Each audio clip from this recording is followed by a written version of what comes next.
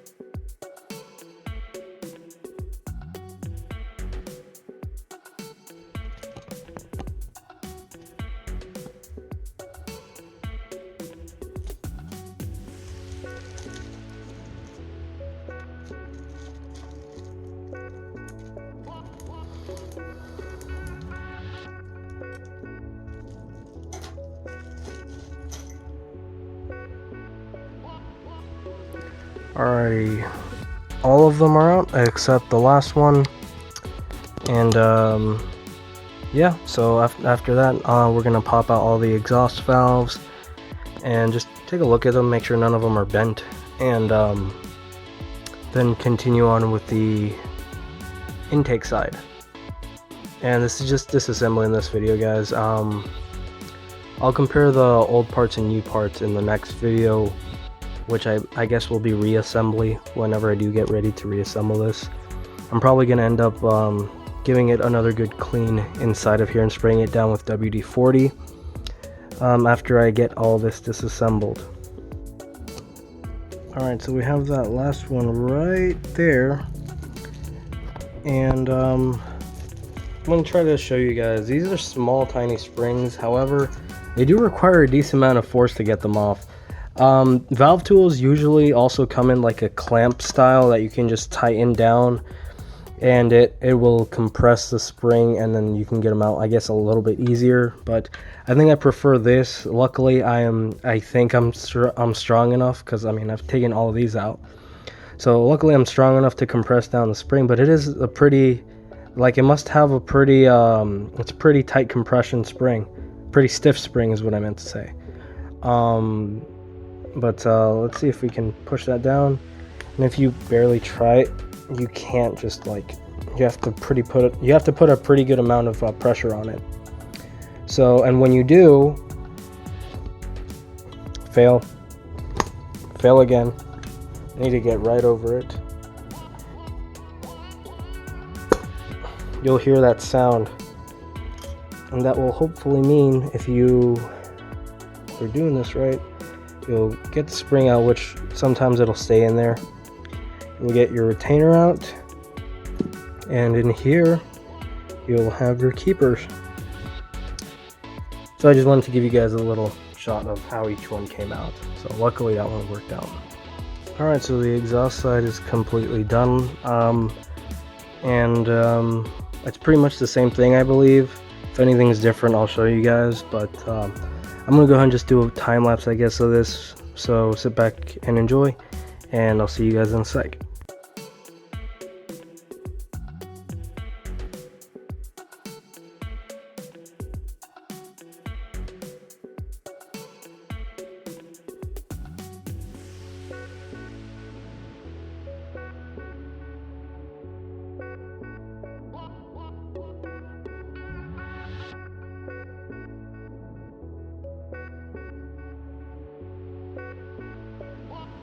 Alright guys, so we have the exhaust side keepers in one bag, the intake side keepers in one bag,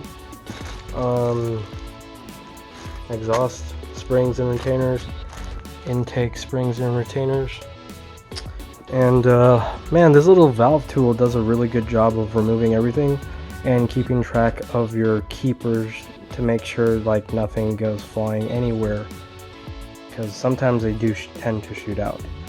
But now I guess all the valves can just slide off. I mean, they can't, they're going to slide off. I was originally going to get upgraded valve guides too, but you need to take that to the machine shop to get that installed. And you know, I don't have an unlimited racing budget, so I'm going to skip that. Also, side note, I am pretty sure it doesn't, well, it might matter because I believe one of these is larger than the other. I forgot which one is bigger than the other, but well, I guess it's good that I sorted them out. Anyway, let's flip this over and just slide these out. Alright, so let's go ahead and flip this over. Alright, what I'm gonna go ahead and do now actually is label some more sandwich bags, and you know, I guess for spares, if they're in good condition, it won't hurt to have extra valves in case, you know, I accidentally bend one while revving my freaking engine at 7,000 RPM, full 400 horsepower or 350, whichever one runs reliably. So I'm just gonna, before I attempt to take these out, I'm just gonna organize intake and exhaust. Which, I mean, I guess it should be obvious which one's which with the amount of carbon these have built up on them, but you know, why not? Intake, we'll have exhaust. And when I was testing the tool out right before I started recording, I did take out one of the exhaust valves, and this is kind of really interesting to look down at how like lubricated your whole valve train is. Look at that, it's actually still completely shiny and stuff and polished, I guess you could say. And the valve, I guess you could call this the valve seat, is pretty good condition on, I mean, yeah, the valve seat on here and on the actual head looks nice, so I will hopefully not have to get a 3-angle valve job because that is pricey. There is a lot of carbon built up at the stem of this, but that's why we're rebuilding this engine. But wow, look at that much, look at all that carbon. And this is one of them. Hopefully the rest are similar to this and not worse, but let's go ahead and compare them. First, let's get them out. Alright. Well, since I already did see what one of the dirty ones looks like, let's go ahead and get out the intake side.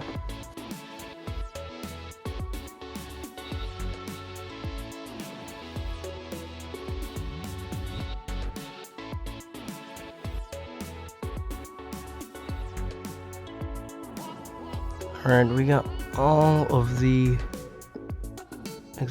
intake valves out. That looks a little crusty. Oh man, that's not... Oh, okay, cool. Got worried there for a second that it was something serious, but luckily it does not seem so. If it'll focus. So yeah, that's awesome. I believe that's just a little bit of oxidation from my cleaning, and that seems to have wiped right off. Luckily the valve seat looks fine. I'm probably going to lap the valves in here just to make sure everything seals great. But yeah, just this one cylinder is a little bit oxidated, but other than that, looking pretty good, not too shabby. Just gonna wipe this down just for my sake, just because it's annoying to see. It's just really interesting. I'm not confident enough with my rotary tool to port this part, but depending on how I feel, I might end up trying to port that.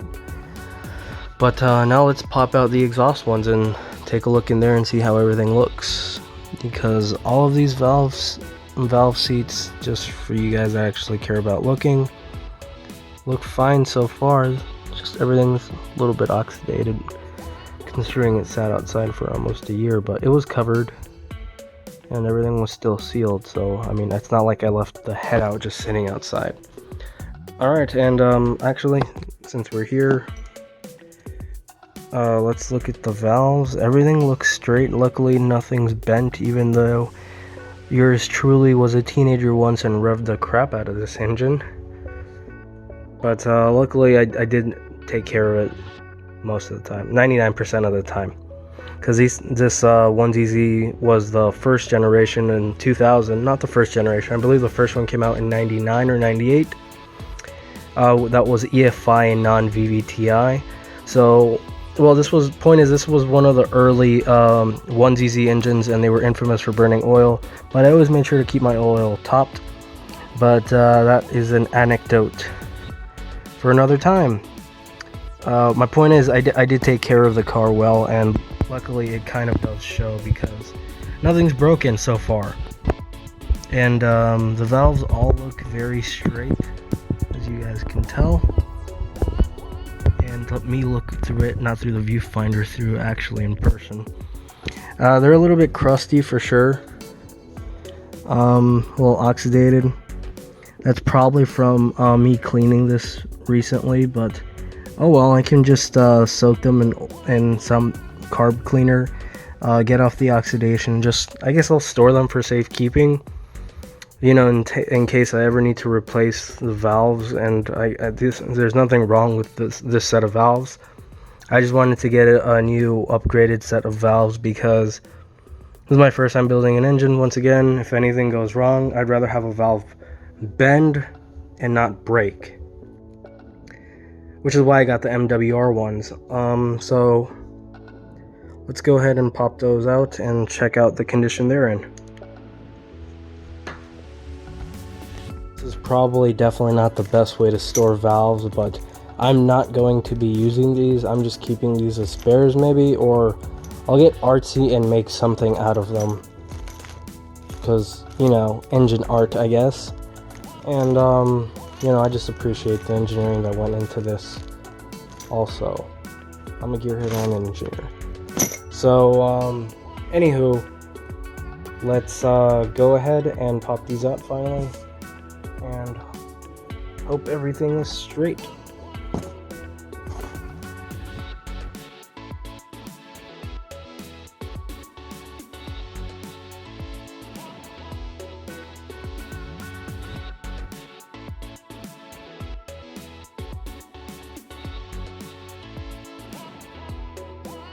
Alright, so let's take a closer look at these. Everything looks fine. They're all pretty straight. No issues there. And that is awesome.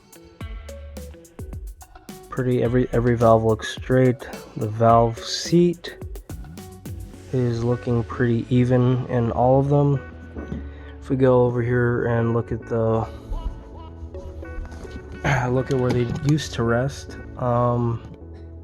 see if I can get some better lighting in here, because these are easier to see because they're actually clean, and these, well, they're covered in carbon. Now that one's surprisingly relatively clean. I'm probably gonna get some carb cleaner and clean each one of these out, but everything looks pretty good.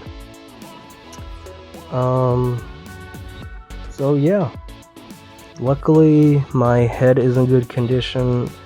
All of the valve seats are okay. Well, I would say they're great actually. They're just dirty, covered in carbon, which carb cleaner should be able to get that out, since it doesn't look like it's, I mean, I've agitated it a little bit and it looks like it should be able to just come off relatively with ease. And for those of you in the comment section that have like built engines, I guess, or like know a thing or two more about engines or have some more experience than me with engines, do you guys think I should get this resurfaced on the bottom? Because there isn't really any gasket on it, just a little bit of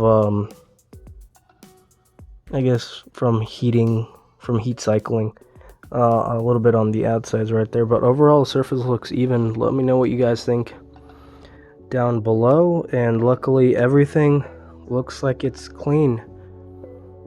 Now I guess I'll just take some cinematic shots of each port. Now I guess that's kind of corny, but everything looks awesome. If we shine the light through here, actually you should be able to see the imperfections in the casting. Everything looks relatively, I mean, it's rough for sure. It's definitely rough, but looks okay compared to a couple of other heads I've seen from other manufacturers, at least on YouTube. Haven't really resurfaced, haven't done anything to an engine before, but I have been doing my research, and hopefully everything turns out good. So that's the intake side. Let's just take a look for the heck of it at the exhaust side through one of the exhaust ports. Shine the light there. There you go. There's a better view of all the golly god of carbon. Look at all that. Alright, let's shine the light in there. This is on the intake part, and luckily everything looks relatively well. What I'm gonna do is go in here and try to smooth everything out so the intake air can just travel smoothly. Some people even polish these. I guess I'll attempt at polishing them if I can and I feel capable enough.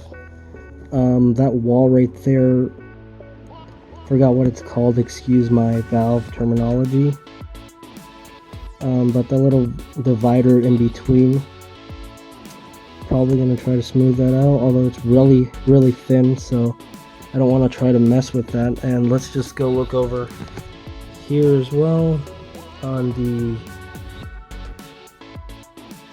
exhaust side.